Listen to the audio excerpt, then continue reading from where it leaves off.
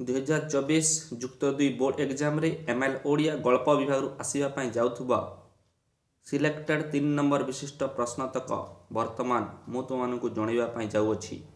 ଯେଉଁମାନେ ଜାଣିନାହ ଧ୍ୟାନପୂର୍ବକ ଦେଖ, ଆଉ ଯେଉଁମାନେ ବି ଜାଣିଅଛ କେଉଁ କେଉଁ ବିଷୟରୁ ଆସିବ ସେଇ 3 ନମ୍ବର ବିଶିଷ୍ଟ ପ୍ରଶ୍ନ ତୁମେମାନେ ମଧ୍ୟ ଧ୍ୟାନପୂର୍ବକ ଶୁଣ।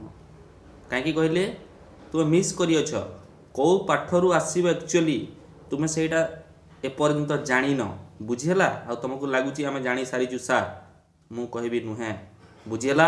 କେଉଁ ପାଠରୁ ଆସିବ ତୁମେ ସେଇଟା ଜାଣିନାହ, ବୁଝିହେଲା। ତ ଗୋଟି ଗୋଟି କରି ମୁଁ ଜଣେଇବି ପ୍ରତିଟି ସିଲେକ୍ଟେଡ୍ ପ୍ରଶ୍ନ କେଉଁ ପାଠରୁ ଆସିଛି ସେଇଟା ଆଉ କେଉଁ ପାଠରୁ ହିଁ ଆସିବ ସେଇଟା, ବୁଝିହେଲା। ତାକୁ ତୁମେ ଦେଖିବା ପାଇଁ ପଡ଼ିବ ଆଉ ଘୋଷିକି ହିଁ ଯିବା ପାଇଁ ପଡ଼ିବ ବୋର୍ଡ଼ ଏକ୍ଜାମ୍କୁ, ବୁଝିହେଲା। ଆଉ ମୁଁ କହି ରଖୁଛି ଏଇଆ ପିଲାମାନେ, ମୁଁ ଯେଉଁ ସିଲେକ୍ଟେଡ୍ ପ୍ରଶ୍ନତକ ତୁମମାନଙ୍କୁ ଦେଉଅଛି 100ରୁ 100% ସେଇ ପ୍ରଶ୍ନ ଗୁଡ଼ିକର ହିଁ ତୁମେ ଦେଖିବା ପାଇଁ ପାଇବ ଆଗାମୀ ବୋର୍ଡ଼ ଏକ୍ଜାମ୍ରେ, ବୁଝିହେଲା। ମୁଁ କ'ଣ କହିଲି, ମୁଁ ଯେଉଁ ବିଷୟ ବର୍ତ୍ତମାନ ଜଣାଇବା ପାଇଁ ଯାଉଛି ସେଇ ବିଷୟ ତୁମେ ଧ୍ୟାନ ଦେଇନାହ। 3 ନମ୍ବର ବିଶିଷ୍ଟ ପ୍ରଶ୍ନ ମୁଁ ଯେଉଁଟା ଦେବି ସେଇ ପାଠରୁ ହିଁ ଆସିବ, ବୁଝିହେଲା। ଦେଖ କ'ଣ କ'ଣ ସେଇଟା କହିଲେ, ପ୍ରଥମେ ଦେଖିବ ରୂପନାରାୟଣ ସାହା, ଏଥିରୁ ଗୋଟିଏ ପ୍ରଶ୍ନ, ବୁଝିହେଲା। ଏଠାରେ ଲେଖା ହେଇଛି ରୂପନାରାୟଣ ସାହା ପାଠରେ କେତୋଟି ଲେଖା ହେଇଛି 12ଟି ପ୍ରଶ୍ନ। ଦେଖ ପ୍ରଥମ ପ୍ରଶ୍ନ ଲେଖା ହେଇଛି କ'ଣ, ମାଷ୍ଟରଜୀ ଚାକିରି ହରାଇ ରିକ୍ସା ଚଳାଇଲେ କାହିଁକି? ପ୍ରଶ୍ନଟି ବହୁ ମହତ୍ତ୍ୱପୂର୍ଣ୍ଣ। ମାଷ୍ଟରଜୀ ଲେଖକଙ୍କ ପରିବାରର ସଦସ୍ୟମାନଙ୍କୁ କ'ଣ କହିଥିଲେ? ତାପରେ ଗାଳ୍ପିକ ମାଷ୍ଟରଜୀଙ୍କୁ ବଡ଼ ହେଲା ପରେ କିପରି ଭେଟିଲେ? ତାପରେ ମାଷ୍ଟରଜୀଙ୍କ ପରିଚୟ ପାଇବା ପରେ ଗାଳ୍ପିକଙ୍କ ମନରେ ପ୍ରତିକ୍ରିୟା କିପରି ହେଲା? ଏଇଟା ହେଉଛି 4 ଗୋଟି ପ୍ରଶ୍ନ। ତା ସହିତ ଆଉ ଯେଉଁ ରହିଅଛି ପ୍ରଶ୍ନତକ ମଧ୍ୟରେ ଚାପାକଣ୍ଠରେ ମାଝି କ'ଣ କହିଥିଲା? ତାପରେ କୈଶୋରର କୌତୂହଳ ଆଖି ନେଇ ଲେଖକ କ'ଣ ଦେଖୁଥିଲେ? ରାଷ୍ଟ୍ର ନିର୍ମାଣରେ ଶିକ୍ଷକର କି ଦାୟିତ୍ୱ ଅଛି ବୋଲି ଲେଖକ ପରାମର୍ଶ ଦେଇଛନ୍ତି? ଭେରି ଭେରି ଇମ୍ପୋର୍ଟାଣ୍ଟ ପ୍ରଶ୍ନ ଏଇଟା ପିଲାମାନେ, ହେଲା। ରାଷ୍ଟ୍ର ନିର୍ମାଣରେ ଶିକ୍ଷକଙ୍କର କି ଦାୟିତ୍ୱ ଅଛି ବୋଲି ଲେଖକ କହିଛନ୍ତି। ତାପରେ ରହିଛି ଆଗାମୀ ଯେଉଁ ପ୍ରଶ୍ନ, ମୁଁ କ'ଣ ଜାଣିଥିଲି କାହାଣୀ। ଏହି କାହାଣୀ ଦକ୍ଷ ଦରିଦ୍ର ମଧ୍ୟ ଗୋଟିଏ ଆତ୍ମକାହାଣୀ। ଗାଳ୍ପିକ ଏହା କହିବାର କାରଣ କ'ଣ? ଆଗାମୀ ପ୍ରଶ୍ନ, ଗଙ୍ଗା ନଦୀକୁ ଦେଖି ଲେଖକଙ୍କ ମନରେ ଯେଉଁ ଭାବନା ଜାଗିଛି ତାହା ବର୍ଣ୍ଣନା କର। ଏହି ପ୍ରଶ୍ନ ରହିଛି। ତାପରକୁ ରହିଛି ଗାଳ୍ପିକ ଅଖିଲ ମୋହନ ବନାରସର ରାସ୍ତା ସମ୍ପର୍କରେ କି ମତ ଦେଇଛନ୍ତି? ସେଇଟା ଗୋଟେ ପ୍ରଶ୍ନ। ତା ସହିତ ରହିଛି ଆଉ 2 ଗୋଟି ପ୍ରଶ୍ନ ଯେଉଁଟା ଦେଖିପାରୁଥିବ, ମାଷ୍ଟରଜୀ ସାମ୍ନାର ଯେଉଁ ବୃଦ୍ଧା ଆଡ଼କୁ ଆଙ୍ଗୁଳି ବଢ଼ାଇ ଦେଇଥିଲେ ସେ କିପରି ଥିଲେ?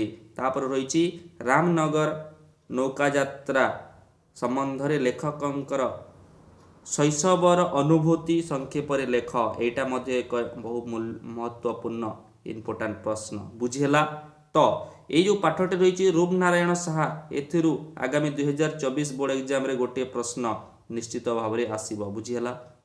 ନିହାତି ଭାବରେ ଗୋଟେ 3 ନମ୍ବର ବିଶିଷ୍ଟ ପ୍ରଶ୍ନ ଆସିବ, ବୁଝିହେଲା। ତ ଏଇ ପାଠର ପ୍ରତିଟି ପ୍ରଶ୍ନକୁ ଯେଉଁଟା ପୁସ୍ତକରେ ଅଛି ତାହା ହିଁ ଏଠାରେ ଲେଖା ହେଇଛି, ତାକୁ ମୁଖସ୍ଥ କରିକି ଯିବ, କ'ଣ ଲେଖିବ, ବୁଝିହେଲା।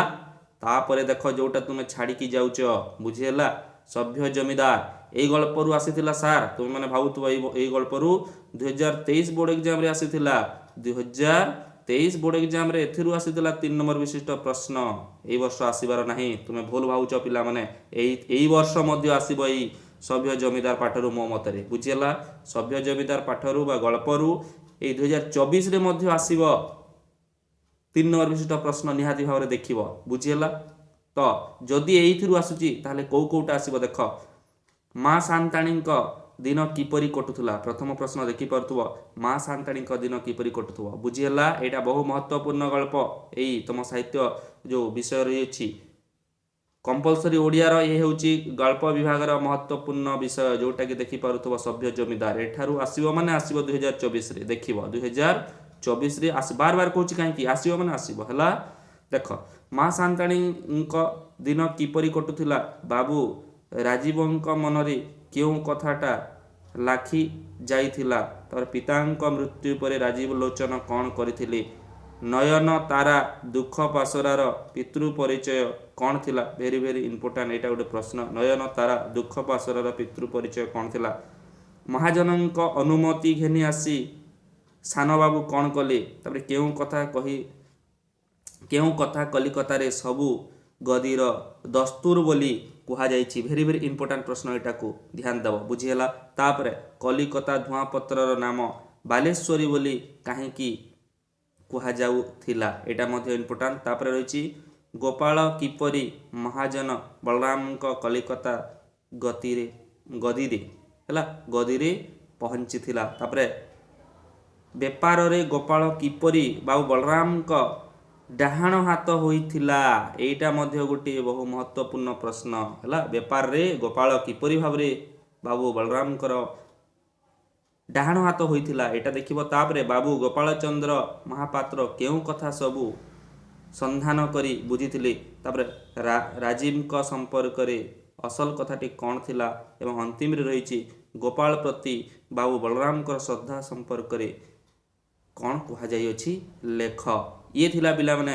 सभ्य जमीदार आधारित केते गोटी 12 गोटी महत्वपूर्ण प्रश्न बुझेला जोटे तुमन पुस्तक रे मध्य रही अछि याकु छाड़ी के जीव नाही सभ्य जमीदार आसीबो माने आसीबो हला गोटे प्रश्न कोठारु रूप नारायण साहा आ गोटे प्रश्न सभ्य जमीदार जदियो एठारे किछि मिस हुए ताहाले आकाश कइछ अछि ना पिला माने यार समस्त प्रश्न इंपोर्टेंट बुझीला ये आकाश कइसरु गोटे प्रश्न देखिबा पई पड़िबो जोटे अति सरल अछि पिला माने गप आकारे अछि स्टोरी आकारे अछि तुम माने देखिकी जाउछ ताहाले निश्चित भाव में 2024 बोर्ड एग्जाम रे बुझेला यही प्रश्न गुड़िक मध्यरु 100 to 100% जो आसवाक जाऊँगी प्रश्न निहाती भाव में पाइब एवं उत्तम आकार लेखिकी आसब मु एठारे कही रखुची पिला माने तुमे तो एबे जानीगल जे गद्य पद्य गल्परू कौ कौ 3 नंबर विशिष्ट प्रश्न आसो कौ कौ पाठरू एटा तो जानीगल किंतु एपर्यंत तुमे जानी ना जे कौन लेखिब जे भी मध्य तुम जानी सारी पढ़िकी किंतु केमिति लेखिब मो प्रश्न ध्यान से सुन केमिति लेखिले 3 ରୁ 3 पाइबा बुझी पारिलो केमिति लेखिले 3 ରୁ 3 नंबर मार्क मिलिबो केमिति लेखिले सेटा तुमे कौन सारा ओडिशा पिला मु कहिबी केही जानी नाहंती बुझी हला जानी नाहंती बुझी हला 100 to 100% जानी नाहंती बुझी पारिलो मु कौन कहूची कौन लेखिबो समस्ते जानी चंती केमिति लेखिबो सार कौन ये कहउचंती केमिति कौन लेखिबो एटा कौन कहउचंती कौन लेखिबो समस्त को जणा केमिति लेखिले 3 ରୁ 3 मार्क इंप्रेशन मार्क मिलिबो 3 ରୁ 3 नचे तमर केते आसीबो तुमे जो लेखुअछ तुमको दिया जाउची 3 ରୁ 3 किंतु तार मध्ये गोटे व्यवस्थित लेखिबा शैली रही अछि 3 नंबर विशिष्ट प्रश्न को बुझिला केमिति लेखिले 3 ରୁ 3 पाइबो जो तुमे जानि जाउछ ताहले तुमर जो 3 नंबर विशिष्ट प्रश्न आसवाक जाऊँगी गल्प गद्य एवं पद्यरू 9 ରୁ 9 पाइब बुझेला रे पिला माने तो से ट्रिक को तुमको अप्लाई करिया को पड़िबो जोटा तुम माने जानिन किंतु मु तुमको जनइबी जदि तुमे जानिबा पई चाहछ कोन तुमे जानिबा पई चाहछ ताले कमेंट ए वीडियो कमेंट रे गोटे कमेंट करो जे आमे जानिबा को चाहूछु जे केमिति लेखिले 3 ରୁ 3 मिलिबो बुझेला केमिति लेखिले 3 ରୁ 3 पाइबू बुझेला या थिला गल्प विभाग रो अति महत्वपूर्ण सिलेक्टेड पाठ आधारित बा गल्प आधारित प्रश्न मु तुमको जनइली बुझेला आ फाइनली पुणी कहि रखुची मु देउथवा प्रतिटी सिलेक्टेड प्रश्न 100 to 100% आसीबो माने आसीबो केमिति कहूची कोन पई कहूची जेतले आसीबो तापरे कथावार्ता हबा बुझेला एग्जाम देखि आसीबो तापरे चर्चा करिबा मु केमिति जानली आ केमिति कहूची बुझेला विश्वास सहित देख एवं पढ़ी की जाओ ए वीडियो एतिकी पुणी आगामी वीडियो रे यार अन्य विषय तक अन्य जो रही अछि प्रश्न तक ताकू चर्चा करिबा धन्यवाद।